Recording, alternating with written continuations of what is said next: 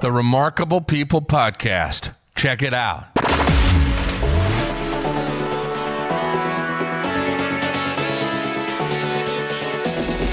The Remarkable People Podcast. Listen, do, repeat. For life.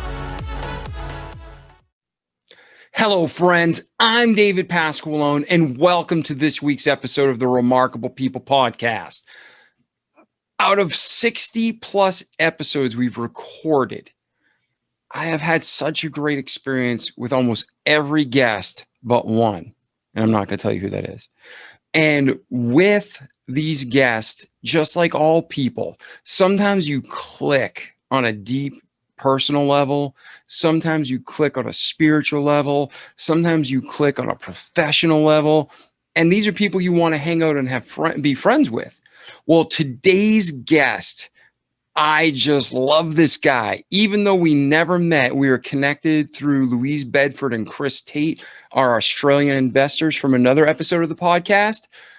Jerremy, our guest today, is just a remarkable guy, full of enthusiasm, has great life experiences and story that his journey can help you and me grow.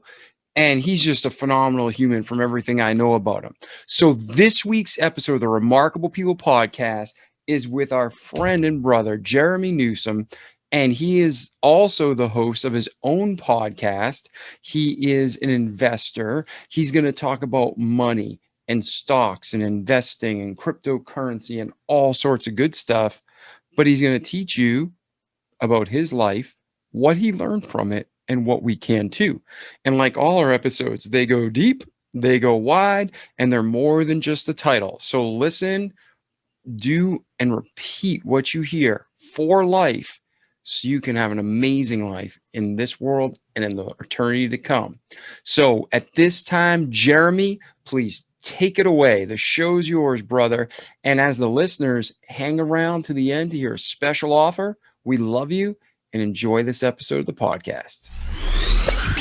Hey, Jerremy, how are you today, brother? My man, I'm doing phenomenal, bro. So glad to be here.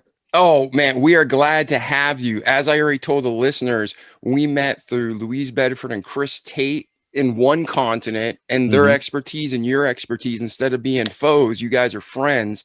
And Yes. The audience is pumped to hear what you have to say about your life story, what you've struggled with, what you've overcome and achieved, and then tips for them to invest. We're getting, into an uncertain future in America, political unrest, social unrest, all sorts of chaos. We need to be banking away, right, for those 7 years of famine potentially. So I am stoked that you're here to help us learn about money management, investing, and just purely inspiring us with your story. Thanks, brother, man. I'm absolutely amped to be here. And yes, shout outs to my girl, Louise, and my man, Chris. Love those two human beings so much. Big fans. Yeah, they're fantastic. Yep.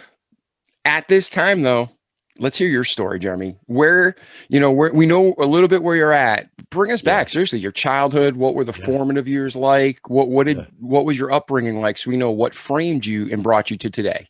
Love it, man. And if anyone loves podcasts, I do have one called Broke to Woke. It does go into the whole 9-hour journey because it's a long one, man. But I'll definitely give you some high level notes because I loved my childhood, dude. I had a great childhood. I was just really poor. I think a lot of people or entrepreneurs probably can attest to that, especially if you're a business owner, you most likely wanted to do something bigger for your family.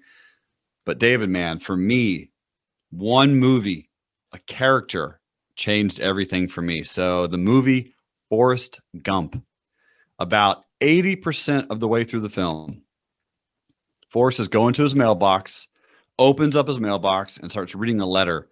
And, the shot over his shoulder kind of zooms in. And he says that Lieutenant Dan invested in a fruit company and they no longer had to worry about money anymore. Well, brother, that was like the most, I'd never heard that phrase in my whole life. We don't have to worry about money anymore. Like, I didn't know what that meant, just growing up as poor as I was happy, just, poor. And I've heard a lot of my family members and my mom and dad, brothers and sisters, everyone talk about money and stress about money and bills and just how much better life would be with less stress about money. And also at that part in the film, Forrest is building churches and schools and hospitals, and actually gives Bubba's mom half the shares, half the money. And so she goes out of the kitchen and has someone, helping her. And that's kind of like the story. And there's just so much like giving, man, and generosity and helping. I was just enamored by that massively. That was a huge, huge moment for me. And I still love that movie. It's my favorite movie, obviously. So I asked my dad. I can see why it changed your life. That's a good one to have. Bro. Absolutely. So I asked my dad, I'm like, what is investing and what's the fruit company? So he told me a little bit about the stock market and told me about Apple, right? Apple computers. And I understood it immediately. I did. His description was pretty much, son, Apple makes computers. People are going to buy computers. And if more people buy more computers, then Apple will make more money. And if a company makes more money, their stock normally will go up. I was like, yeah, cool. Got it. Like, that makes sense. And I begged him, man. I was like, you need to do this. You need to buy shares of Apple. And he said what many fathers or parents do, son, money doesn't just grow on trees. We can't just go and invest directly into Apple. It doesn't work that way. This is a movie. I was like, Dad, Forrest Gump is dumb. You're the smartest guy I know in the world. Let's make this happen. I begged him and begged him. He eventually said, listen, if you bring me some money, I'll match it dollar for dollar. And I was like, okay, cool. Let's make it happen. Nice. Yeah. So I'm 6, man. This is 1994. I didn't have any money. I didn't have any resources. I didn't have anything. I'm 6 years old. I barely had a shirt. So I went and walked up and down the road and went into neighbors' fields or whatever, and just randomly started picking blackberries and selling those blackberries door to door for like $1 a bag, and my close rate was high because I'm 6, no shoes, no shirt, jean shorts, and I'm selling blackberries, a decent amount of blackberries for like 85% under market rate anyway, and you probably, you're so cute. You're so cute. They're buying it from you, even though you took them out of their backyard, right? Yeah. Don't tell them that, but yes, I mean, more or less, it was like their blackberries. And so I had a really high closing rate, and I had, sweet old ladies would, oh, baby boy, they just give me $10 or whatever. And so I made $1,300 in the summer of 1994 selling blackberries. And my dad, true to his word, ended up matching it. Had to borrow the money from my uncle, come to find out. But so we bought $2,600 worth of Apple in 1994 when I was 6. And then 6 years later, we sold those shares, and he gave me $12,000 as a 12-year-old. Nice. And dude, I was hooked. That was it for me. I was like, yep, this is all I want to do my whole life. I just want to invest and help people figure this stuff out. Now, granted, those shares right now be worth like 16 million.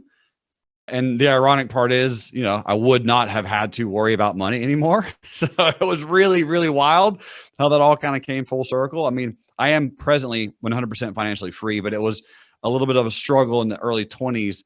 But if I had honestly just bought them, left them alone, and did nothing, it would be just as easy as that. It wouldn't have been anything else more requirement than just buying $2,600 worth of Apple, 20 years ago.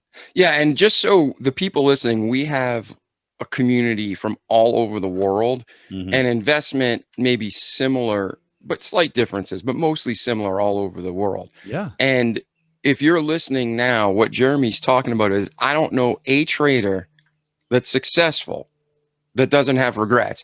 Everybody's like, I wish I held longer. I wish I sold faster. So if you've always put yourself down and beat yourself up over, oh man, I make these mistakes.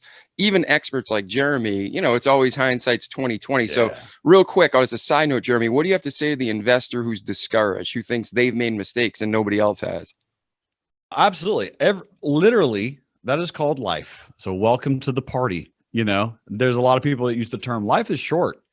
Well, I disagree. I think life is the longest thing you'll consciously ever experience. And you get to determine and use and pick the right words for describing life is, and then insert, right? Life is an adventure. Life is love. Life is abundant, or life is short. But regardless of what terminology you use for life, I can tell you this, you will have things or you didn't do perfectly, because that is generally impossible. And for an investing standpoint, even me today, I remind clients and myself on a daily basis, I repeat to myself, you're never going to buy at the exact bottom ever, like ever. It'll always go a little bit lower after you bought it. And when you sell it, you will never sell the exact high. It'll always go a little bit higher after you sell it. Always, forever. You'll never get out the exact high. It just won't happen. So when you approach certain certainties like that in life, it can help calm down your fear of missing out or your anxiety or your issues that you have attached to being right or being wrong. Yeah, I think that's incredible advice. And I just want to give this a side note because I don't want people, this is a great episode. And like all our episodes, they just keep building. You're going to get more and more wisdom from Jerremy and tips. And I don't want you shut off, be like, oh, he can do it, I can't. No, he's gifted from God, but so are you. So we all got to find our strengths, but don't give up because of discouragement and failures. I know, real quick, funny story, and I'm sure you probably have one, but I have a good friend and he was actually on the podcast in the early days. Dominic Tascarella, and he's a cryptocurrency trader. Mm-hmm. And whenever we're going to hang out, he's like, oh, I got to take a shower and come over or something. I'm like, dude, better be careful. Because one time he took a shower and lost $37,000 in like 3 minutes. So he's like, oh, I want to sell this. He took a shower, comes out, he lost 37 grand in 3 minutes. And he's like, damn it. He was That's just amazing. Yeah, but everybody does stuff like that. So, okay. So now you see Forrest Gump. Your dad gives you a great and clear example of what trading is. You work your butt off as a 6-year-old. Yep. Buy stock with your dad. He gives you 12 grand at 12. Take us from there. Yeah, man. So I asked my dad, what do we do with the money now? And he says, son, you're never going to make an investment or a trade like that again in your lifetime. Like this, congratulations, you got lucky, well done. We need to take this money and put it into something safe. So again, I'm 12 and me and my dad don't know much, but at some point, 3 or 4 or 5 years later from there, he actually does tell me and gives me great advice where he says, you need to study money.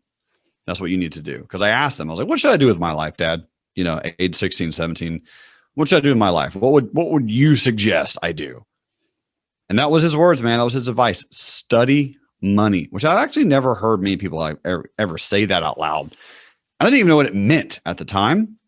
I was like, study money. How does someone do that? So I kind of thought that was like the stock market. If you study the stock market, you'll kind of understand those concepts. So at age 12, 13-ish, man, we buy like $12,000 worth of II and IE bonds. So for my international people out there, you can get government bonds in the US. At the time, you could just go to a bank and just buy them. And if you bought like a $100 bond, it would cost $50. And in 34 years, it would be worth that amount of money, right? Whatever you paid on the front of the bond for. Yeah. And they used to be huge gifts. Like I remember my grandparents and parents used to give it to the kids for their birthday and say, don't touch these, hang on to these. They'll be worth money soon. Yeah. I love yes, but that's a very funny phrase. They'll be worth money soon. Yeah. When I was 18, I moved out of my house. And like the day I turned 18, David, I was signing a lease to an apartment. And I was working on getting a job and all that kind of good stuff. And so I was like, man, I would love some furnishings for my house. I wonder how much money I got in those bonds. True story. Like I go to the bonds, cash them in, all that good stuff. $12,134. So, what's that? 12 to 18, 6 years, they get $124 in interest. And so long story short, I ended up spending 90% of that money on like couches, TVs, surround sound, stereo system, all the things that an 18-year-old kid wants that never really had anything when they grew up. But because I'm thinking I want friends to come over so I can impress them, entertain them and all that good stuff. So I spent a bunch of money on really frivolous and immature and stupid things, but you're 18. So what are you going to do? And I did take a little bit of money, like $1,000, and I opened up a Scottrade account.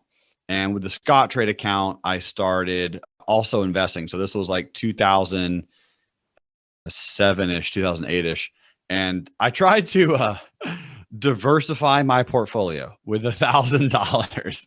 So I bought like one share of ExxonMobil, one share of CBS, one share of Fox, I think, and then, $400 worth of a penny stock.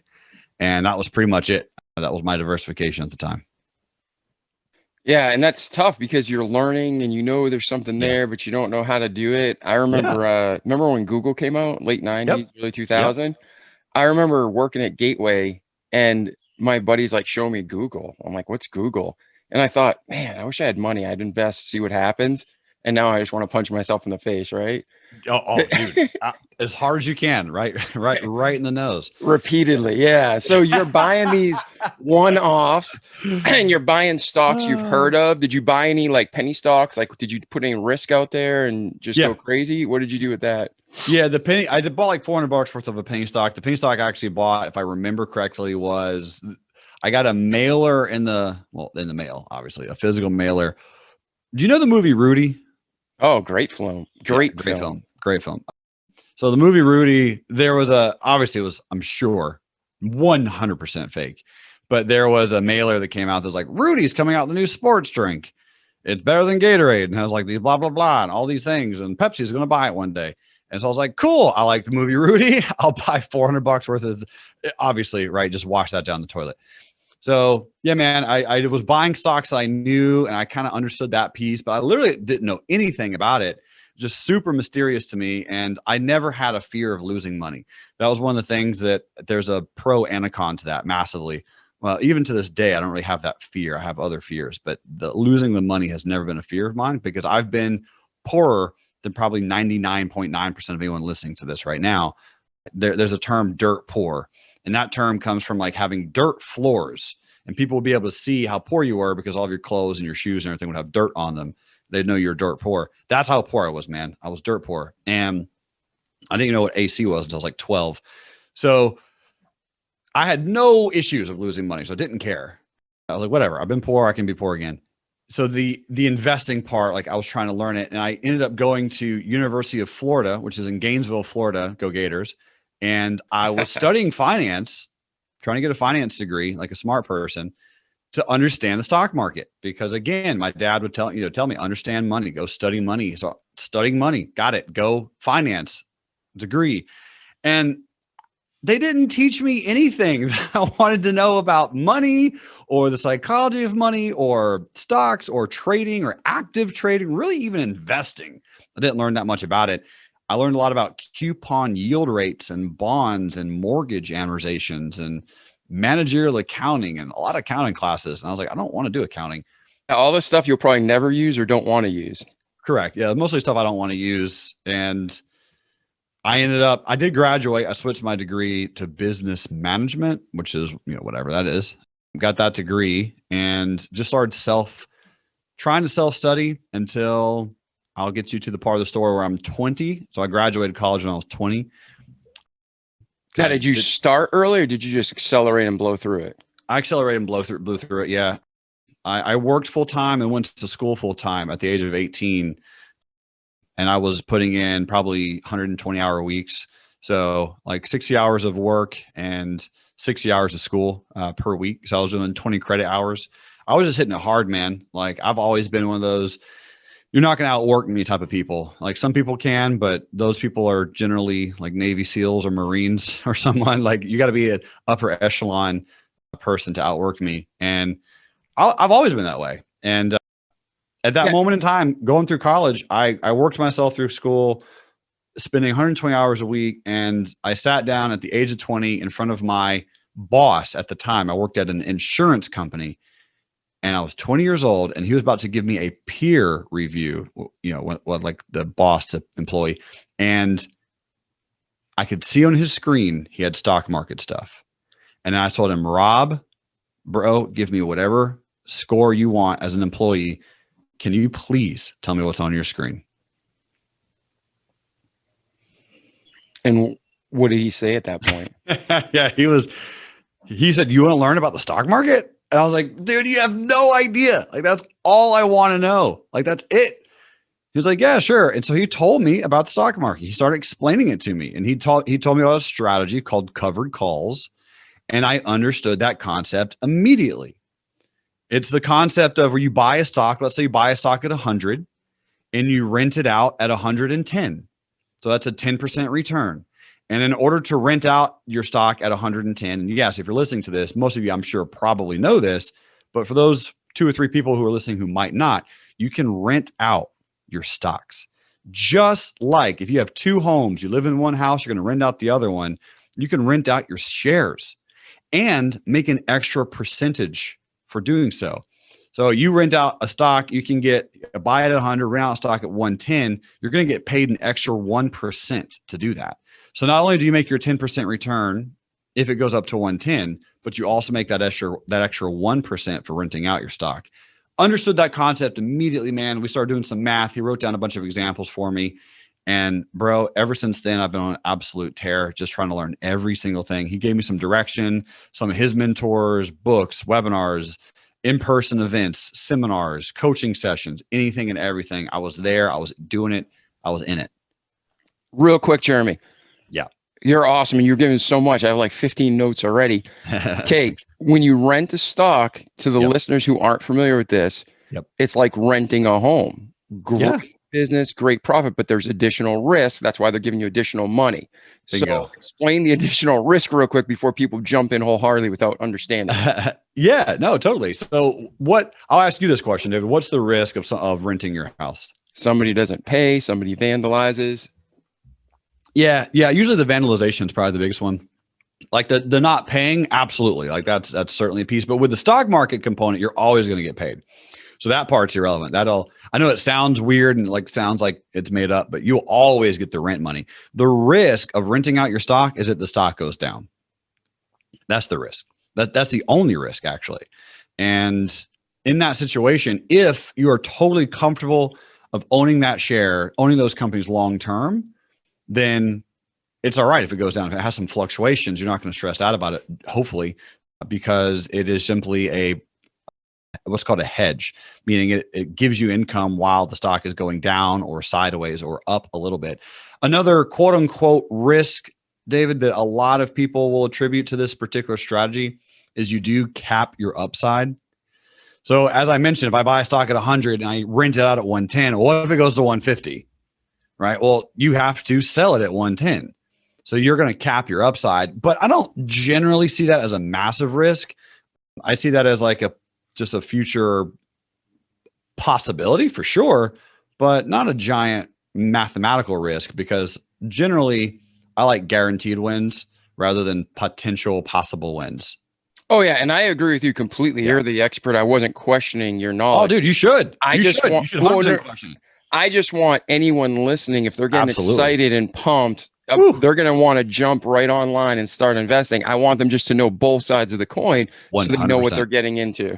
Absolutely, dude. Yeah. Every single thing I say, my friends, question all of it.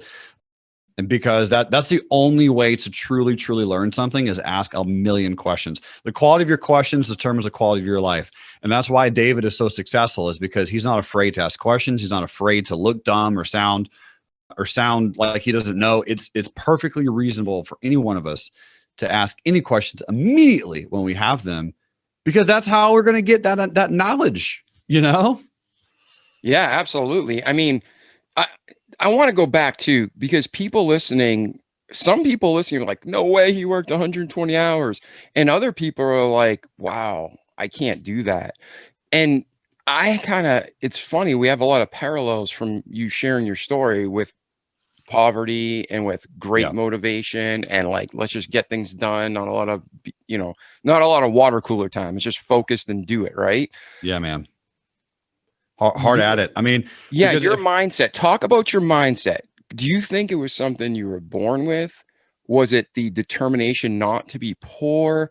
Was it just something something was triggered inside of you? How did you have that mindset to be killing it at school, killing it at work, killing it at moving forward? And you were probably thriving during that time, when that's what most people don't understand. You weren't dragging. I'm sure there's times you were tired, but you're just amped and ready to go. So talk about that. What made you that way? Or was it a combination of everything?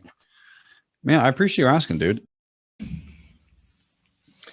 I'll start off with 2 things. So unless my math is off, there's 168 hours in a week, actually.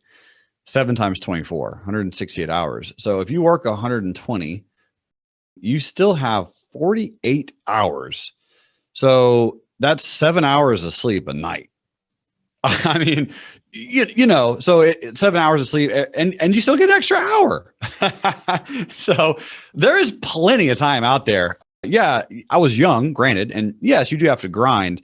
But it's one of my favorite excuses, man. Like, I love it. It's one of my absolute number one top favorite excuse that I can get from anyone is I don't have the time. It's like, no, you do. You have the time. Make it a priority. Get it done. It's there. It's available. But the question that you proposed is how and why I'm this way, at least at the time, and still am. But I honestly don't know. I'm going to have to go back to, and you're probably your favorite answer. This is how I was created, man. I don't know any other way. I've always been this way ever since like my first primary memory, my initial like consciousness moment into this world to every other waking hour that I can realize. And there was a long time where I quelched it, where I poured alcohol over that so that I wouldn't be as great and I wouldn't shine as bright so that I could really be normal. Because so much of my life, man, I've been told, dude, you're weird, you're strange, you're odd, you're not normal. And, you know, there's times in me where that's a good thing, times where it's a bad thing, but I've heard it so often. I was like, you know what, let me be normal. Let me do what other normal people do.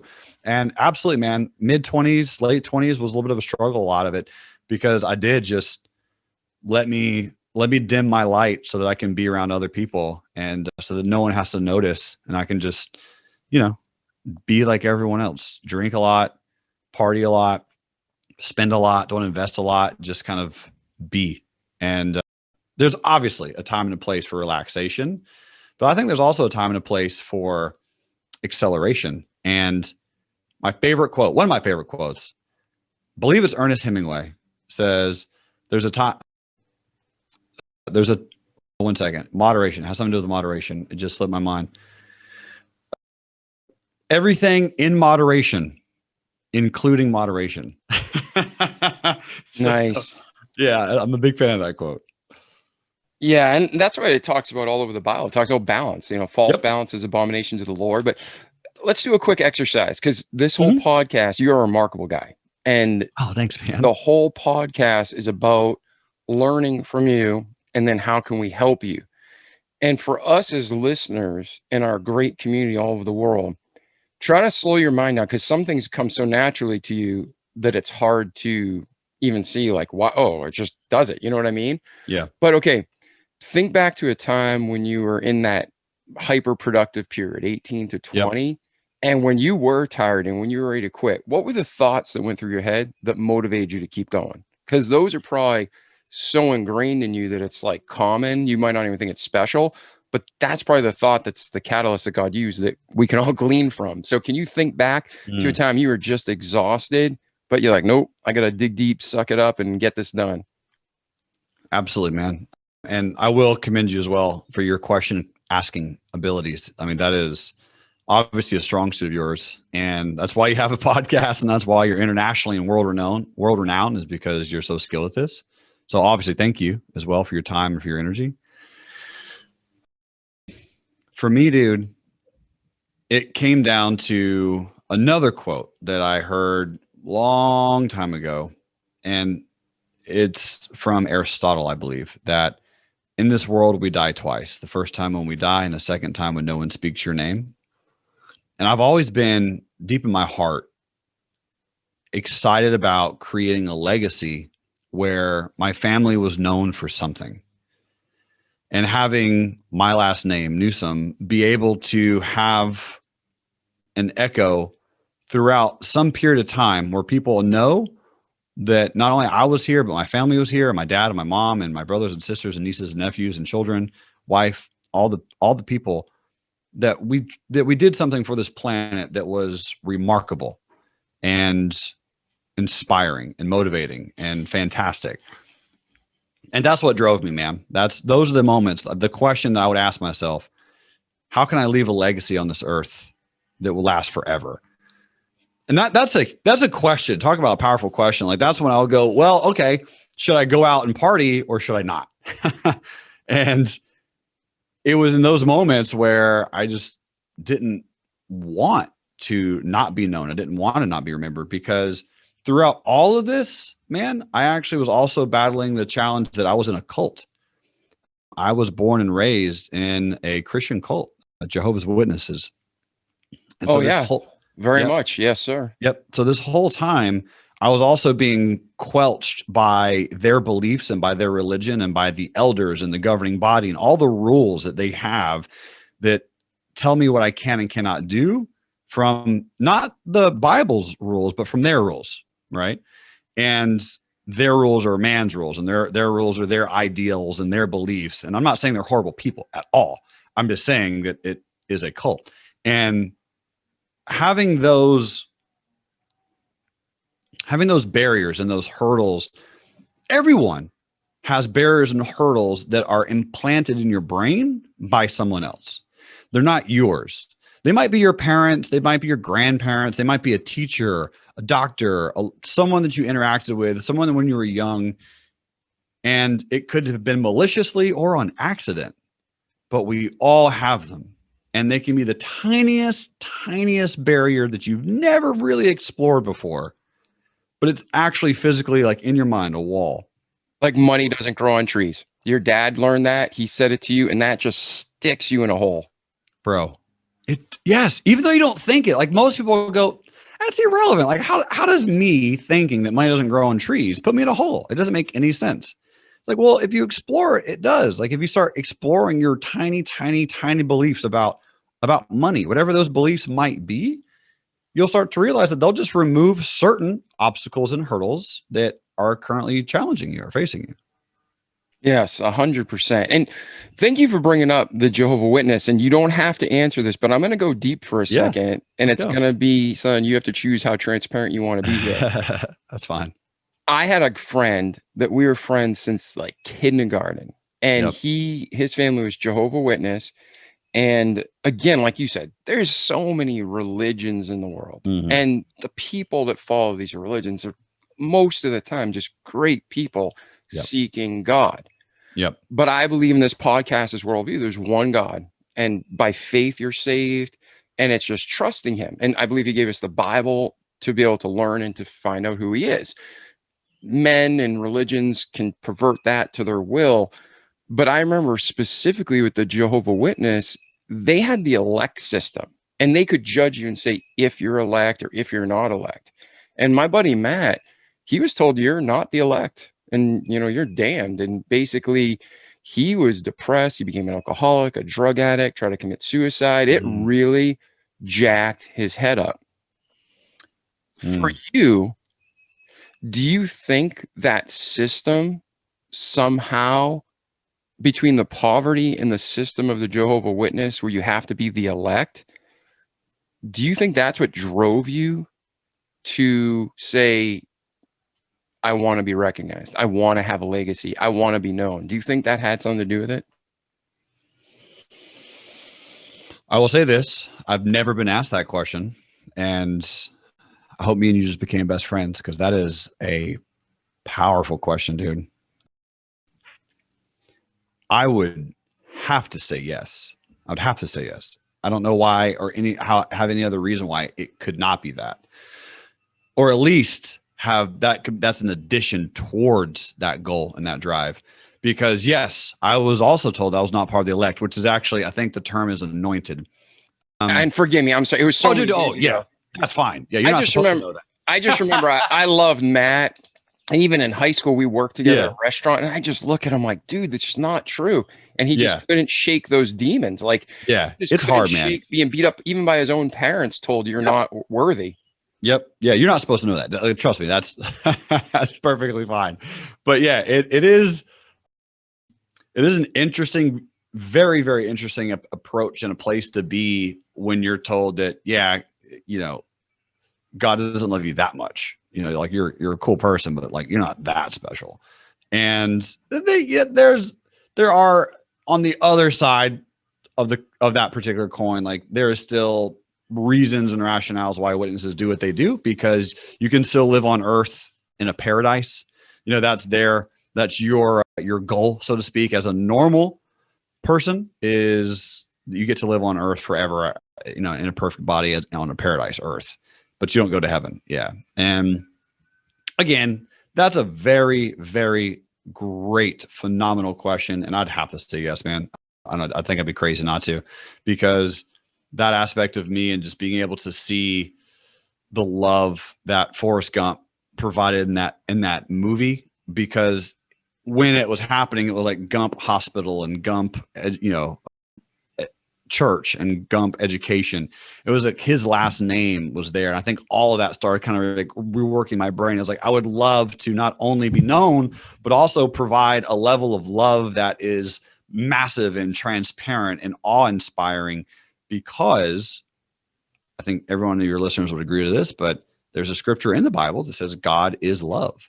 And so when you're talking about the things that you want to do and the actions that you want to create on this planet, if you do it from a standpoint of love, then you have to be in such a awe-inspiring and incredible location that your name will not be forgotten. Yeah, I think that's well said, man. Thank you for being so just open and transparent. Yeah, dude. Man, of course. I'm an open book, and yeah. I loved that, man. That question is going to rock me for a few weeks. So, well, hopefully it helps heal. Sometimes if you're listening, when we search our souls in our history, it always hurts and we want to run away. And you got to bring us back from when you're 20 to, like you mentioned, 28, and you started trying to normalize yourself, and you mentioned some alcohol. But whenever we try to make ourselves better, it always gets worse before it gets better. Mm-hmm. And so with that question, I hope I didn't hurt you in any way, but I know the outcome will always be better, right? Because when we understand, absolutely. Yeah. Absolutely. No, the beautiful part is I have spent a lot of hours, a lot of time, a lot of money in healing over the last 4 years. And I'm in a place now where I love the opening of the doors, the mental doors, and the mind doors, because I have absolutely created so many barriers in there that I'm still working through. And I'll be working through for a while, but being able to go in and access them and not have fear or anxiety or panic, man, it's an honor to even be able to do that. So thank you for asking that. It's awesome. Oh man, it's a pleasure. And I'm sure our listeners are just loving and healing themselves by listening. So, So talk us, you go on this hyper acceleration program, and hey, I don't know why I keep thinking this. So I'm just going to mention it. If you're listening right now, this isn't Jerremy and I are talking to each other and we're all together as just friends in a room.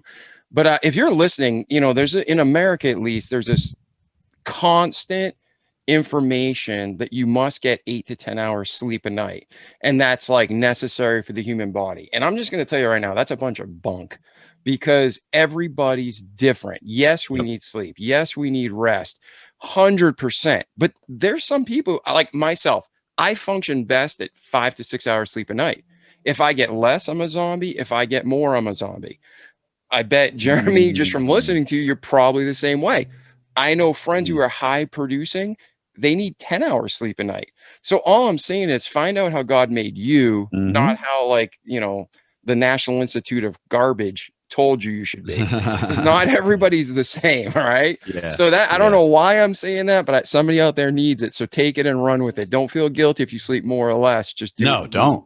Because you can structure your life around that, and health is your best wealth anyway. So, keep in mind I was 20, but also keep in mind that not only that, but what I did was I just played around with the norms of society in all aspects of my life, man. All aspects of my life. I played around with what's normal, what should be and what should not be. I even experimented for 3 years with a 2-hour sleep system where I did three 2-hour sleep systems. Oh, so like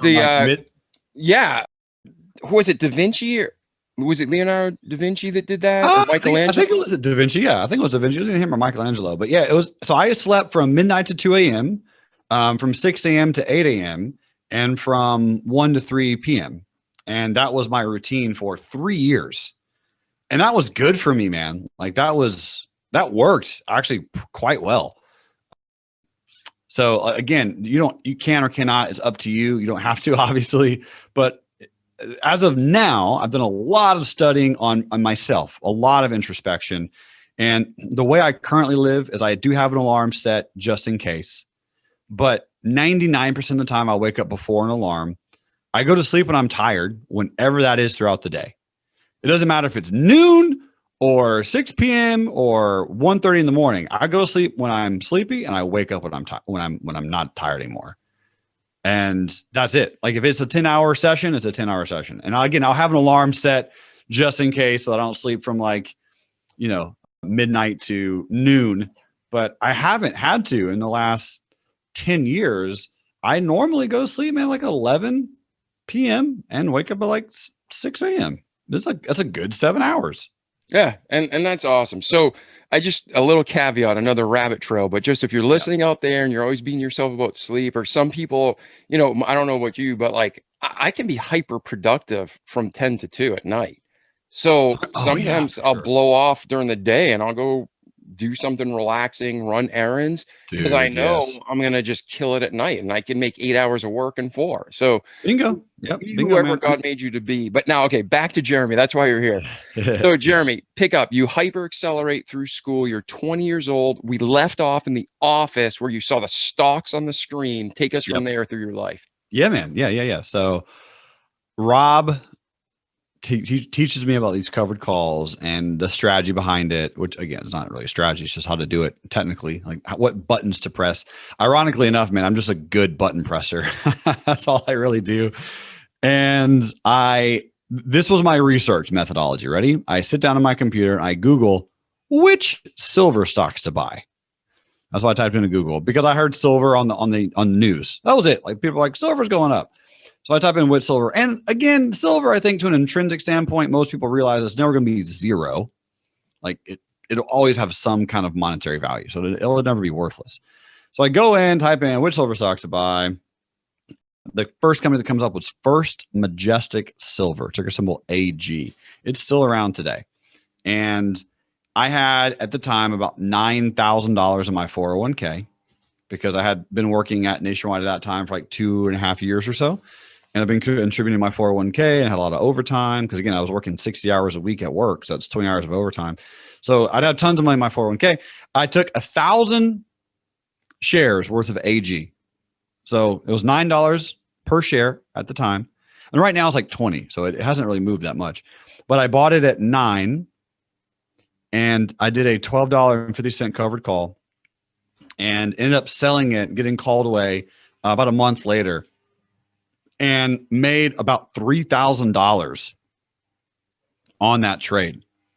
Now, here's a problem with that, dude. That $3,000 trade that I made in about a month was more than I made at work. Yeah, that's tough to swallow, right? Woo, dude, that was the game changer for me. That was it. That was the moment, another moment, like the life-changing, like, oh my gosh, to see that P&L, right? Those green numbers right there in my 401k, realized, closed. I was like, holy smokes. Because again, man, no one had told me directly, hey, Jerremy, you as a person have the capability of making more money trading stocks than working. I knew some people could, and I knew some people could do it, but I also didn't know it could happen in less than a month. And I also didn't know that it would be somewhat easy to an extent. Because it realistically is. It's just math. It's second grade math, a lot of second grade math over and over and over. So yeah, dude, like that was a huge moment for me, was realizing that not only can it be done, but I can actually do it. And now I semi knew how. And then I just started doing it a lot. All right. So when you say a lot, how long was it from that moment to when you're full-time trading? So that's when I was like 20 and a half. And from that moment, it took me 4 years, because 20 to 24, I was what people refer to as a moron. So I took my account from like $9,000 in my 401k to probably like 24,000 in about 3.5 months. So I started doing some pretty active trading, and anyway, I grew my account, told everyone in the entire planet, everyone in the office, and then people started to give me money. They started begging to give me money. And I asked my dad if I could trade his retirement account. And he said yes. I had a few other people, offer to give me some money. And so long story short, yeah, man, I did. I took other people's money. I put it in my accounts. I was trading it. I was doing the thing. I was living the life. You remember the movie Dumb and Dumber, obviously, the tuxedos that they wore at one point in the film. The light blue and the baby boy, like the baby orange crush. I ended up buying both of those tuxedos, wearing them to work, eating crab legs and like blackberries and like walking around the office and like telling people like, why do you guys work? You're so dumb. I was like, look how much money I'm making. I was being braggadocious, and the market loves to humble you at some point. And so that was coming. And so I did actually make a lot of money. I made about $36,000, which for me was a lot of money, in about 3 months trading. And then I started learning about options, like directional options, because at that time I had been making great returns, but I just wanted more. I was more excited about it. It wasn't greed. It was just financial optimism. It was seeing what's possible, what's achievable, what could happen. And I learned about options. And like you mentioned early on, what's the risks? I didn't care about the risk. I didn't study the risk. I didn't take time to learn about the risk. All I learned was the upside. And I was like, here we go. And I started taking all the money that I had amassed between my dad, myself, and a bunch of other people, which is around $250,000 at the age of 21. And I was buying options with it. And so I was having like $13,000 fluctuations daily, like every day, up and down, like mad wild swings. And then I ended up putting a lot of it on silver at the very, very top. Like I actually hold the unofficial Guinness World Book of Records for buying silver at its highest price of all time. Oh, so this is 2011. Yeah, this is 2011. So maybe not the award you want to be in the Guinness Book for, but but it's an award. Yeah, not the award you would want.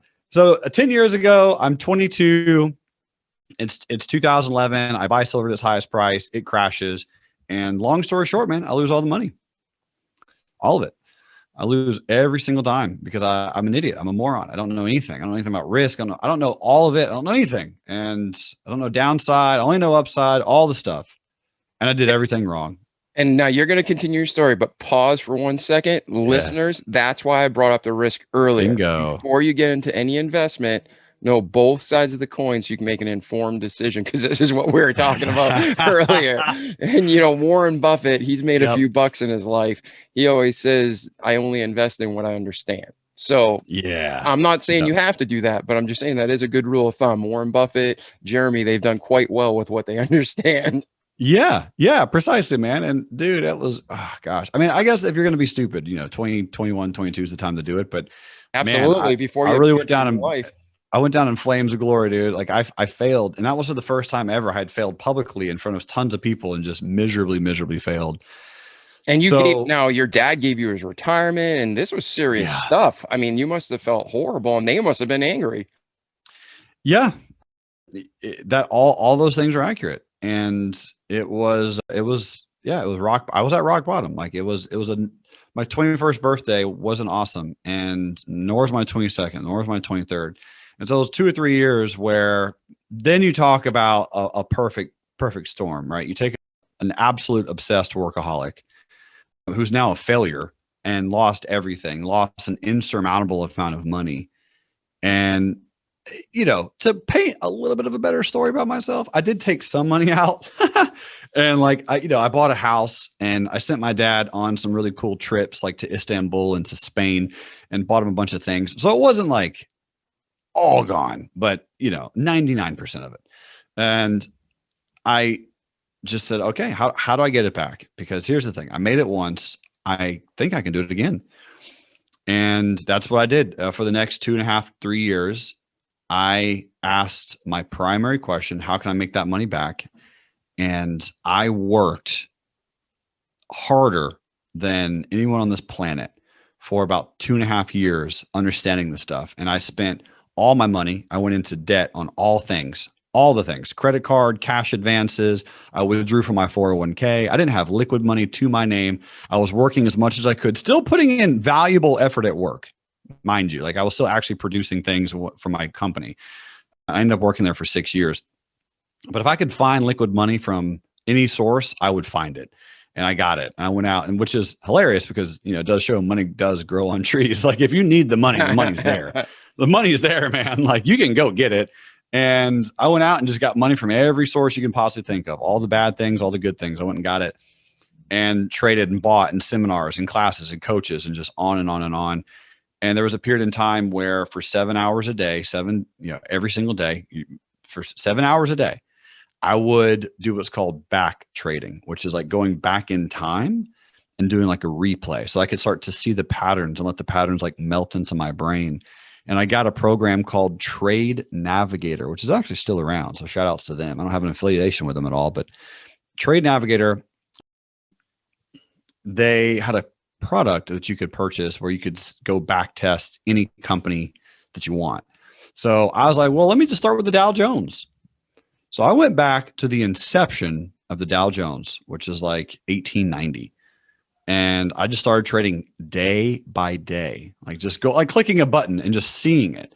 And you're able to do it in, theoretical real time. So I could kind of see what happened during the Great Depression, during World War I, World War II, Cold War, Vietnam, all the things.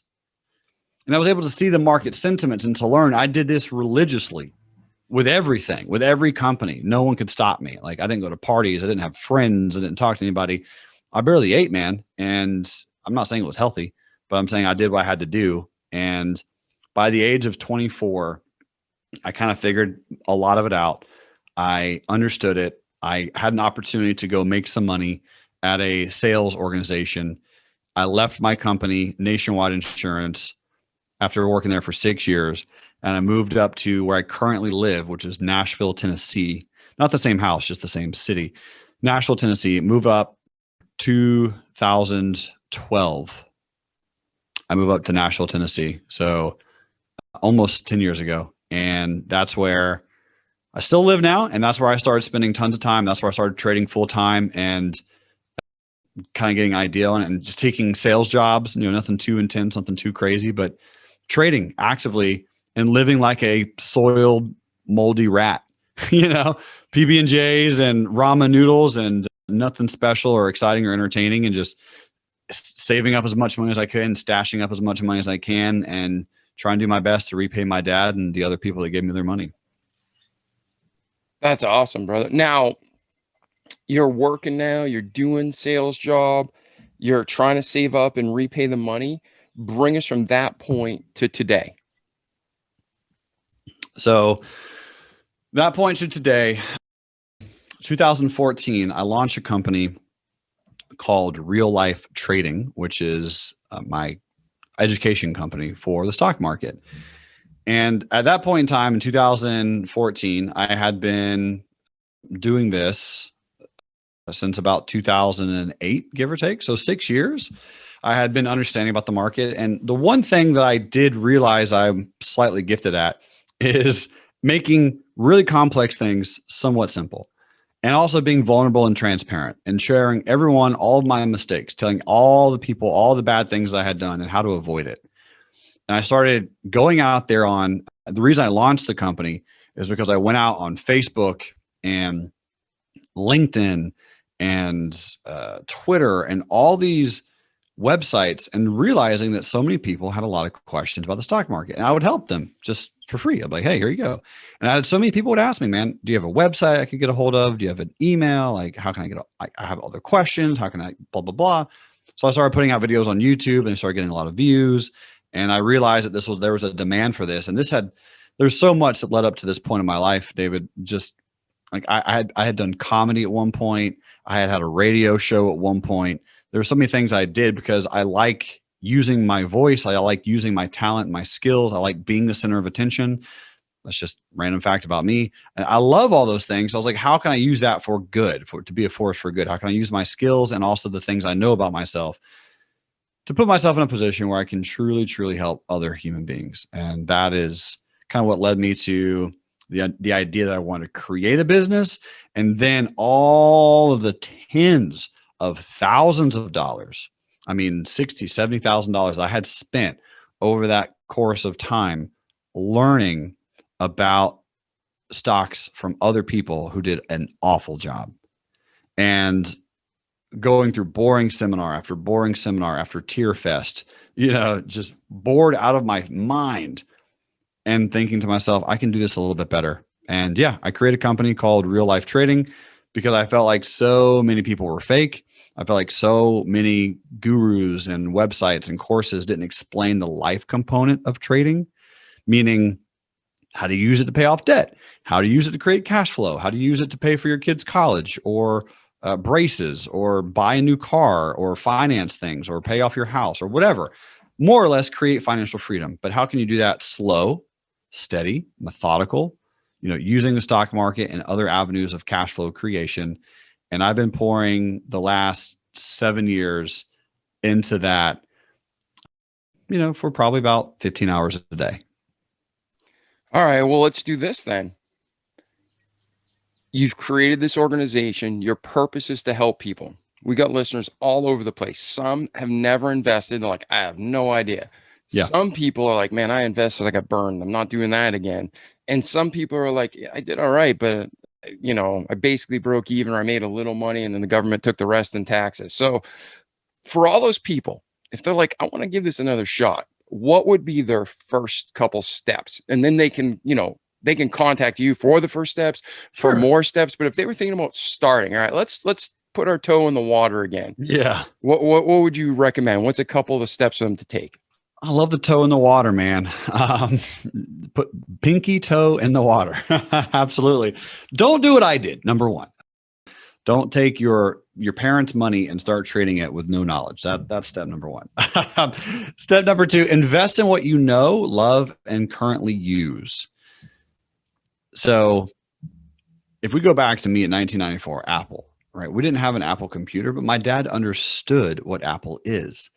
I am sure, even though you do have an international, world-renowned podcast, that you have listeners. We're getting there. I hear you, baby. But you have listeners that use Netflix, right? And Netflix is a very popular company. It's been around forever. And Netflix has gone, it was $467 a share. And this is going to sound crazy, but in the last year, it went from $467. Let's just make even number, $460 a share to $560 a share, back down to $460, back up to $560, back down to $460, back up to $560, back down to $460, back up to $560, five times in the last year and a half. Now, everyone here knows Netflix. Everyone here uses Netflix. So having the ability to go, okay, cool, I have Netflix. I'm going to buy 5 shares worth of Netflix and spend, invest $2,000. And if it goes up to $560, I'll sell it and then I'll rebuy it later as a possibility. Or just using products that you use, man. Let's go look at Yeti, right? A lot of people probably have heard of the Yeti cup, right? Where, it holds ice and water, more or less, essentially. It keeps your water cold. Yeti has gone from $32 a share a year ago to $75 a share right now. And most people here probably have, $300 worth of Yeti stuff in their house, right? $300 worth, like cups and coolers and hats. I don't know. That's like 3 cups and a t-shirt. Yeah, bro, exactly. Yeah. 3 cups and a t-shirt. So if you had taken that money and also bought shares of Yeti, you'd still have your Yeti cups and your 3 cups and a t-shirt, but you would now have $900 more dollars. Because the investment almost more or less tripled in value. And think about that. Like Peloton, right? Peloton came out on the stock market. If you use Peloton, it's up 700%. Me and David were talking about this right before the webinar started in our interview in our podcast. But Wayfair, a lot of people have spent their stimulus checks or just their checks from or their savings or whatever. They use their money to refurbish their home offices or their living rooms because they're at home more. So a company like Wayfair is up over 800% in the last year. Shopify is up 900% because of e-commerce going through the window, right? There's so many opportunities and they're everywhere around us, man. So the answer to your real question is, how do people get started? Very simple. Be Jerremy when I'm 6. Don't know anything. That's cool. use money that you have, that it's okay if you lose it, and buy something that you know, use, and love. Yeah, that's great advice. And don't skip on that one statement. Don't invest money you Yep. can't afford to lose. Yep. Precisely. Do not, when Bitcoin, the not this Bitcoin surge, but the last Bitcoin surge, I remember watching people literally mortgage their house to take out funds to invest in Bitcoin. And yes, the few that bought and sold at the right time did great, but other people are still paying off that debt right now. So you got to be real careful. So yeah, man, well, that's awesome, Jerremy. So now you launch Real Life Trading. Mm-hmm. First off, I don't want to miss, is there anything from your birth to Real Life Trading launch? Is there anything we missed, significant wisdom you want to share with our audience, or something personal? Anything that we've missed up to Real Life Trading's launch? Man, dude, a million things, bro. And then anything that God specifically has on your heart to share right now. A million things. So I do cover a lot of it in the Broke to Woke podcast. The season 2 is actually right around the corner. But to answer your question, yeah, man, my dad died of colon cancer. Oh, man, I'm sorry to hear that. Oh, dude, it was shitty.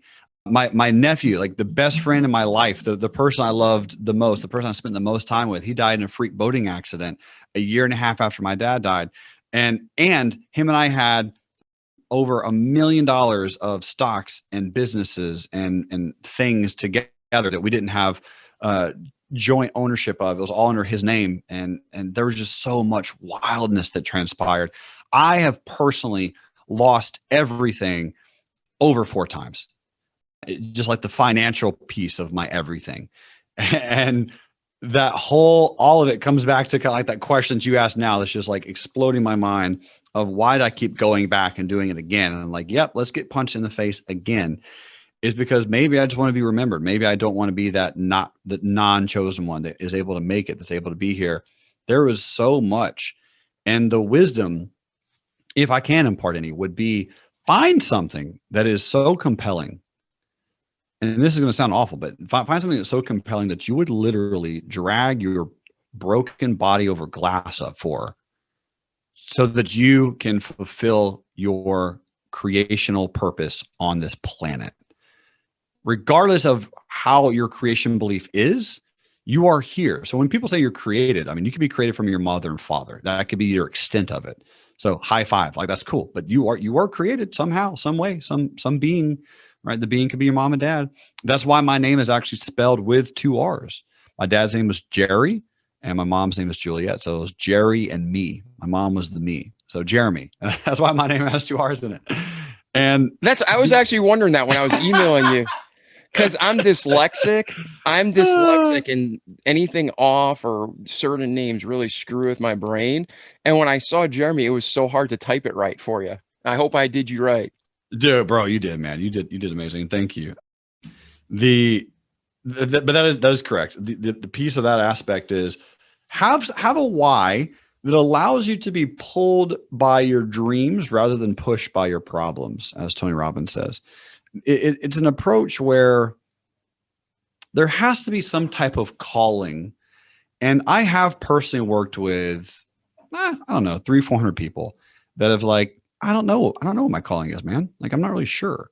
When I say worked with them, I mean like in person. They just don't know. And I'm not saying that's a negative thing at all, but try to track it down and do so by being uncomfortable, by being scared, by doing some things that you might not be comfortable doing, things that you might not be an expert in. The fear hurdle that we all have, including myself, including David, including every single listener here, we all have some type of fear. Whatever you want and desire is on the other side of that.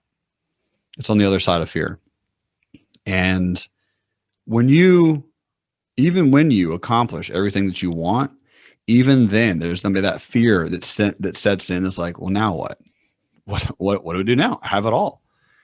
And it's okay to be sad and to cry and to be in a moment where you're like vulnerable and you don't know what to do, but be creating, because your goal on this planet, in my opinion, your purpose for most people, the purpose of life, according to Pablo Picasso, is to find your gift and to give it away, right? Be someone who purposely and intentionally gives and provides and loves on the deepest level and magnitude possible.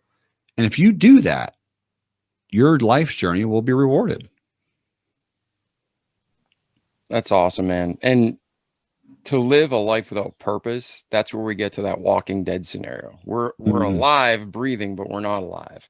Yep. So, yeah, I agree with that. We need to go to God, search our souls, and do what we're made to do. I agree completely.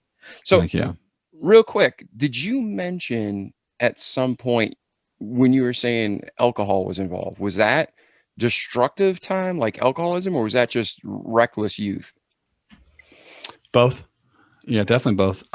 Yeah, go back to that period, because we all have different demons. No, seriously, we all have just go back to when you're an alcoholic, dude. Talk about that. No, we should. We're here to help people. I'm not, we're here to help. Bro, people. I'm with you. Like it is a destructive force that a lot of people don't realize. Like it's medicating. It's medicating. Yes. It doesn't matter if it's porn, alcohol, drugs. Alcohol and drugs are the same. Yeah. But it doesn't matter. Cutting, it's all medication to pain. So talk about what led you to it, what happened during it, and how did you get out of it? The easy stuff, right? Easy stuff. Oh, dude, simple. Like the leading to it, I think for most people is to have a fun time and to be with friends and to just be sociable and to be liked and to be enjoyed. Like that's the leading up to it. Most people don't start off drinking at like a younger age. I started drinking when I was like 16, just with friends, at parties and just whatever. It wasn't anything too malicious. But over time, you start developing like that. Okay, I drink, people like me, and I don't want to not be liked. So therefore, I will always drink. Even if I don't really feel like it, I'll just drink, and I'll drink to excess. And then, the more I drink, the more people like me, and so on and so forth. And you always have like these rituals that start building in these instances and practices where you just go too far. And I sat down one day, man, and just did like a pros and cons journal, The only pro, and let me know if you think of another one. The only pro is in the moment I have fun. Like that was it. That was the only positive of drinking. And the negatives go down a long list, from not only just money, right, but to body damage. And I'm not advocating that you have to be sober your entire life. I do currently drink alcohol, but there was a time where I was 100% sober. And there was a lot of healing in that journey, in that process, because I wanted to uncover the question that you're kind of asking now is like, why do I drink, or why did I drink, or why did I drink so much, or why can't I stop myself? And I kind of alluded to it earlier, but the answer that I discovered was that I drank so that I wasn't great. I drank so that I would wake up foggy headed and sleepy, and I wouldn't be ridiculously energetic and super loud and vibrant and abundant and just shine a bright light on everyone that I interacted with. That's why I drank. And it was a subconscious thing, man. Keep that in mind. I mean, 99% of people who battle with drinking to excess, it's not because there is a massive addiction. It's generally because they want to cover up something that they don't really feel comfortable with internally.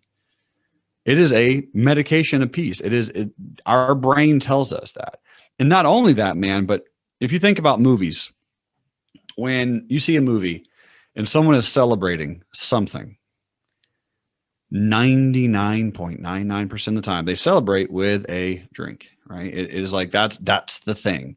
Like, how many times has a friend called you and be like, oh man, let's go out and grab a celebratory workout.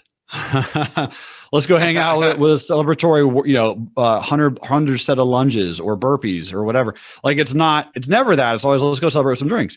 And again, I'm not condoning the fact that we shouldn't go and have a good time and spend time with our friends. It's just, there are social norms that anytime I hear or think or believe anything, I always try to push back on it, because I want to think of how I can live a little bit differently and how I can shine a little bit differently than some people do or might.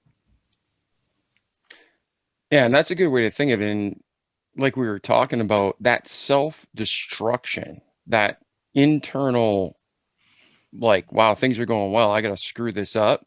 Some people have no idea what that's about. I personally struggle with that too. So I haven't found a way to totally defeat that yet. So I'm still on my journey, like, of Yeah. self-destructive behavior, not necessarily going on and getting trashed like that, but just with anything I do, I guess if someone has an addiction and they're at a low, people expect them to go to that addiction. But what most people don't realize is with addicts, when they're at a high, that's also one of the key times they go to an addiction. And if you have Mm. self-destructive behavior and tendencies, when you're super successful, it's almost like, whoa, I don't feel comfortable here. I want to explode things. And is that what you were feeling like? Because you almost sounded like you are remarkable, and you were trying to explode yourself down to the normal level to fit in. Like, do you remember what you were thinking at that time? Dude, absolutely. Marianne Williamson says it's not our fear that we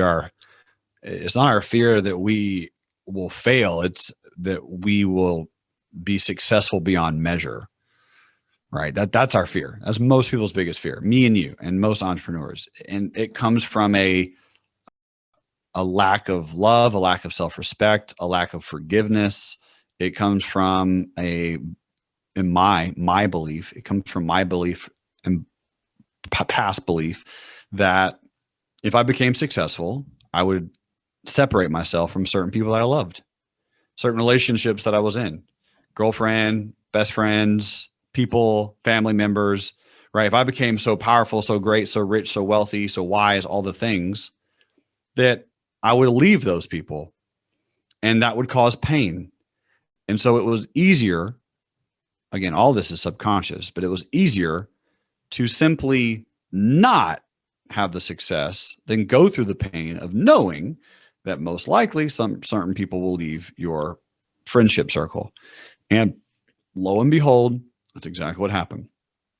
All right. I stayed comfortable. I stayed content. I stayed medicated, and I stayed around the exact same people I was with for 4 or 5 years, and didn't really change. And then eventually people started leaving my life anyway, because it sometimes generally naturally happens. And so I would realize, wow, that wasn't that painful.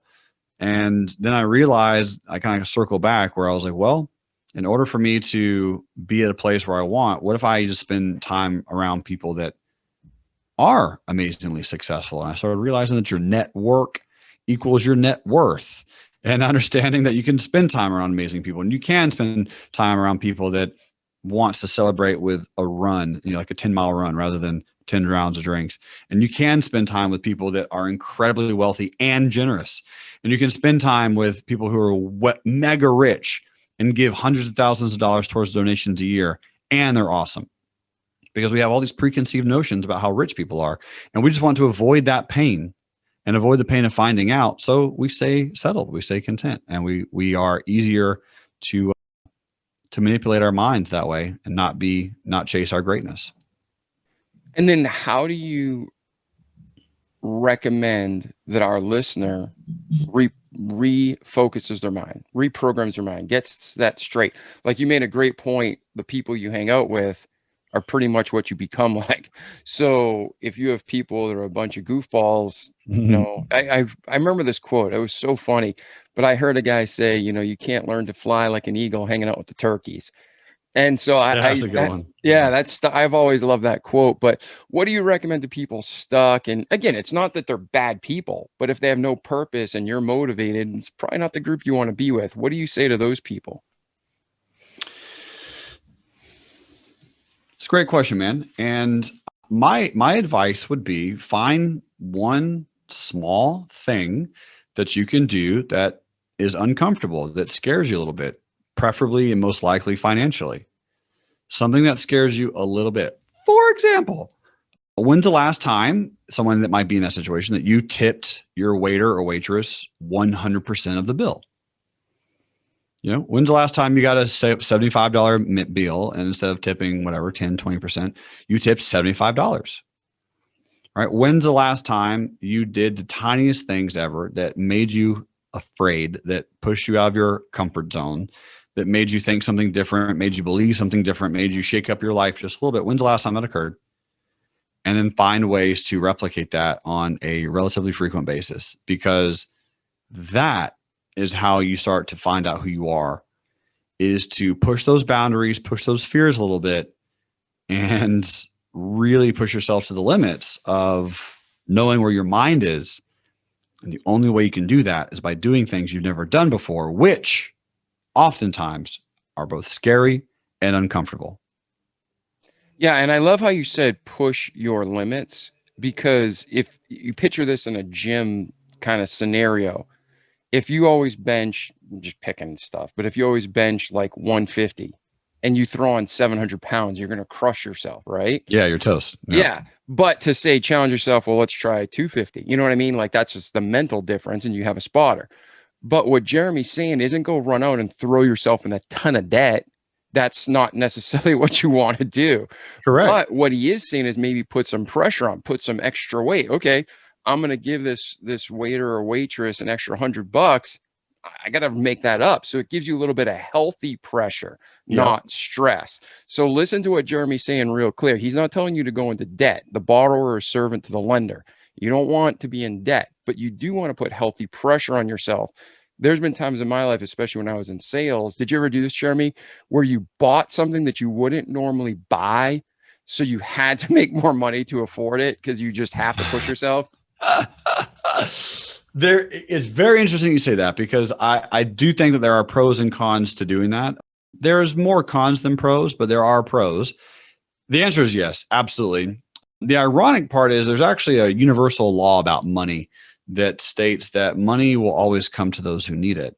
And most people don't fully believe that. But the weird part is, if you do go and buy something that you don't need, right, then you don't actually need it. So even though you're buying it, like, money's not going to necessarily come to you. But let's say, as an example, you go, I need to go on this trip because, I don't know, it would change my life. So me and my family, we're going to go on this like meditation journey, me and my wife, and it's going to cost $1,200 for the weekend. And I don't have $1,200. And then you buy that thing. But that's a spiritual need, an emotional need. That is a need. You buy that thing that's going to challenge you and scare you and push you out of your comfort zone, or you need to get out of your comfort zone. So you do tip that waitress $100, or you take a whole day off of work so that you can read a whole book in a day, something that 99.9% of Americans have never done, right? Take a day off of work and then just go read a book for a whole day, a book with the word money in the title, so that you can study money, just like my dad told me to do. Well, in order to make the difference up between you and your work that day, right, that money has to come to you. When you need it in that type of way, the money will come back to you. It'll find you. Now, do you need that pair of shoes or that new couch or that new TV? Probably not. So the money won't come to you immediately. It begins to do it later, but you have to build up to a certain skill of bringing it into your life, attracting it into your life, thinking and understanding that those needs that we have, like, bro, I just finished my tax bill and I'm going to pay over $100,000 in taxes, which is more money than I wanted to at one point in time make in an entire year. Yeah. Isn't it awesome? Yeah. Yeah. It's kind of weird. And I'm like, whoa, geez, I do have it. Like, I can't pay it, but I'm also like, whoa, like that. And that's after all of the things, that's after all, like the CPAs and the write-offs and all the stuff. It's like, oh boy. Now, I'm not going to go down too much about taxes, but just in general, that money will come to me and I will be able to pay it. I know it. I know it will. And it could be from a client who's listening to this now. They have $10 million and like, Jeremy, I'll pay $100,000, help me double my 10 million. You never know where the money's going to come from. But I know that's a wild answer to your question. But in general, yes, if you need something, and I have done it before, if it needs in a way like your heart needs it, the money will come. Yeah. Yeah. And I completely agree. I mean, God always provides your needs. And a lot of times he just provides your wants. So that's a beautiful thing. Yeah. And again, I don't think you or I are telling people to be reckless or lavish. We're just saying stretch yourself. Yep, So absolutely. where are you today, man? I've loved this interview. I'd love spending time with you. Hopefully we continue the friendship. But where's Jerremy today? Where are you going? And how can us as the audience and our remarkable community help you get there? I appreciate that, man.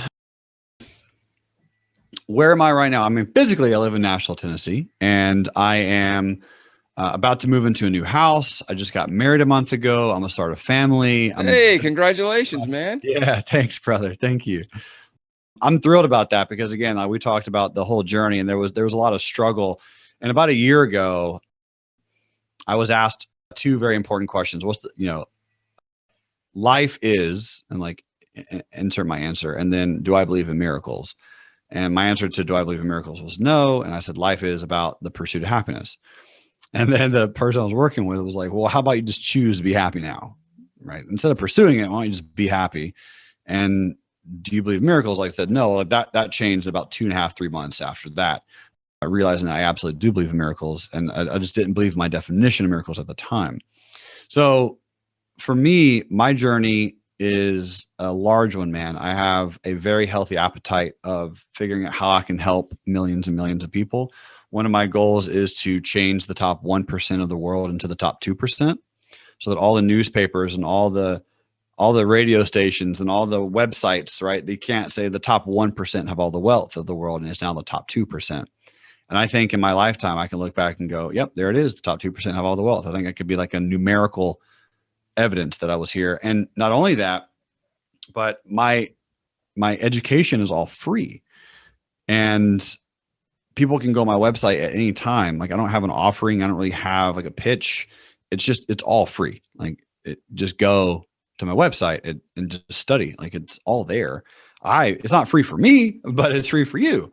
And I think having the ability of taking that information and putting it into the federal prison system here in America, which I'm working on, and putting it into foster homes and foster centers, which I'm working on, and putting it into shelters and places where people might need access to some basic financial knowledge, school systems, right? Making those types of changes where I sit down and I realize, with the right team and the right people behind me, because I'm not doing any of this on my own, any of this. I finally realized that I can rely on other people and other talent and trust, and really lean into people helping me. And then they can help me fulfill my mission, which my personal mission is to enrich lives with mentally liberating education. That's why I'm here. And that mentally liberating education can be financial, it can be spiritual, it can be emotional, it can be exactly what me and you are doing in this podcast.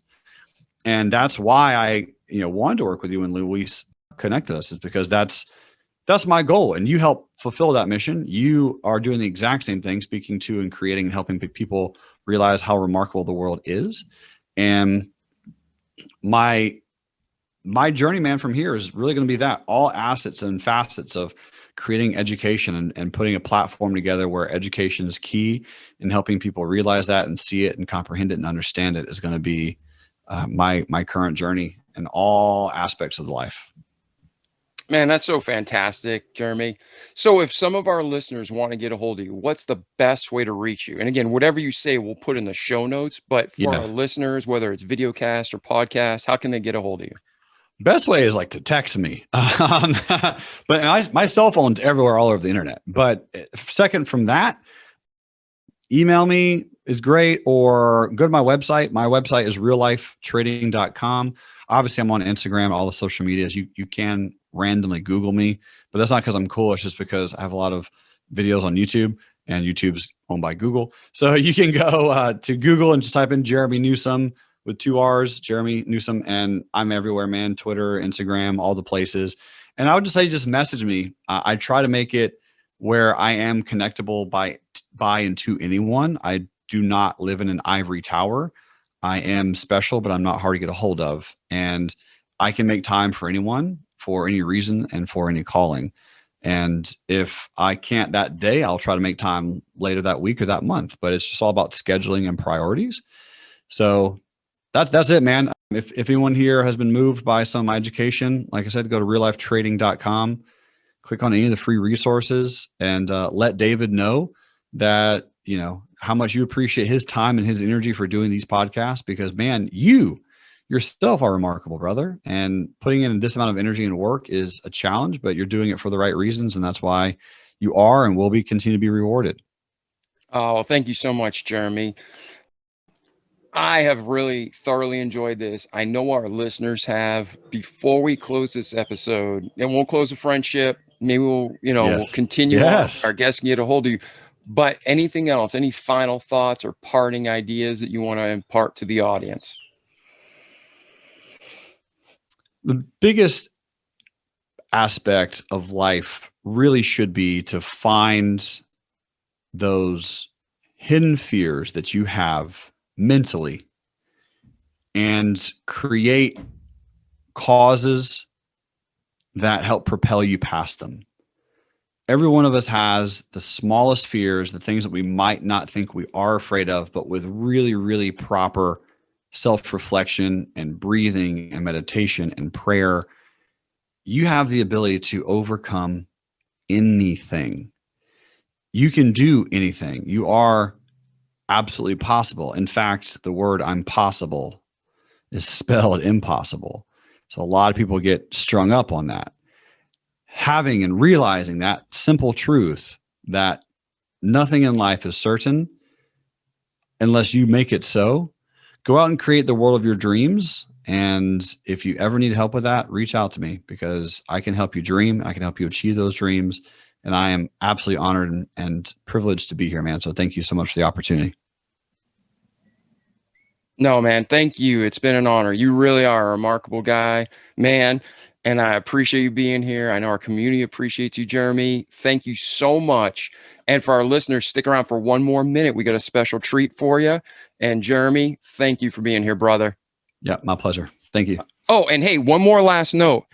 Yep. I thought this is cool. I've been thinking of it like the whole episode. A lot of our podcast is audio only. But for those of you who are watching the video cast or check it out, Jerremy looks like just like one of the superheroes on our cover. And if you've seen our artwork, Jerremy, it's real people, everyday people, but their shadow is the hero that's inside of us all that God made. And you look just like one of the characters on our cover with that big beard, man. That's awesome, man. It is awesome. It is awesome. And we have another one. What was funny is I had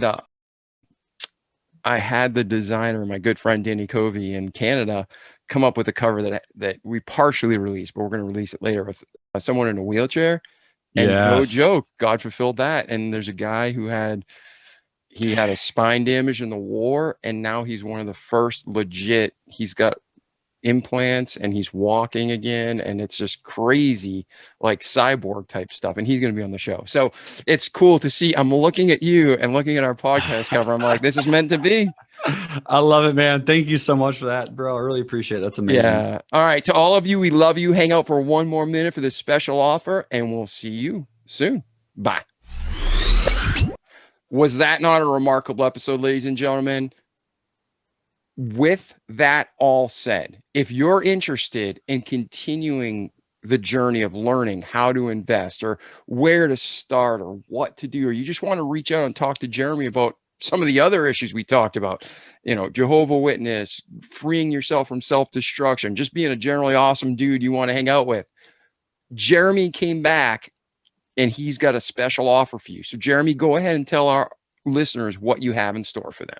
Yeah, man, I'm here. And the special offer I have is if you go to www, I'm not that anyone ever types that in again, reallifetrading.com/remarkable. I'm going to provide 2 free recording sessions of me working with a premium coaching student of mine. And you're going to be able to watch the entire thing 100% for free. And it's just for you, just on this page. I don't have that anywhere else. I've never built it. So you'll be able to get those 2 coaching interviews. And if you are interested in working with me on a one-on-one basis, that's kind of like my preferred style to do it. I'll also have a link where you can schedule a complimentary 30-minute phone call with me, and we'll sit down and chat, and we'll work together, and I'll help you with whatever you may need and assistance with. If you think I can provide value to you, that's my number one goal in life. And that'll be just for your listeners, David. Man, that's fantastic. Thank you so much, Jerremy. So if you're interested in trading, check that out. Go to whoisreallifetrading.com/remarkable. And if you don't understand what Jerremy's offering you, you're going to get 2 real life coaching sessions with real people and real money and real problems and real questions. That's invaluable. That's hands-on learning. So check those out. Jerremy, thank you so much for being with us today. We love you, man. As our audience, we love you. Have a great day. And like our slogan says, don't just listen to this episode, but do the knowledge. Repeat it every day for a great life in this world and the next. I'm David Pasqualone. This is the Remarkable People Podcast. That was Jerremy, and we'll see you next week. Ciao. The Remarkable People Podcast. Check it out.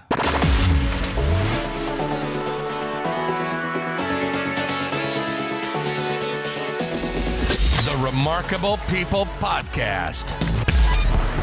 Listen, do, repeat for life.